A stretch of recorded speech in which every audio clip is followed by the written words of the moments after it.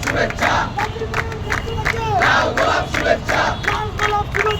জাকির ভাইয়ের পক্ষ থেকে তারেক রহমান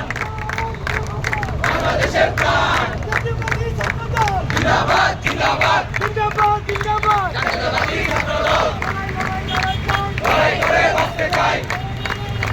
লড়াই করে বাঁচতে চাই লড়াই করে বাঁচতে চাই লড়াই করে বাঁচতে চাই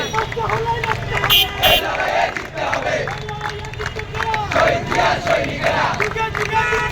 শহীদ জিয়ার সৈনিকেরা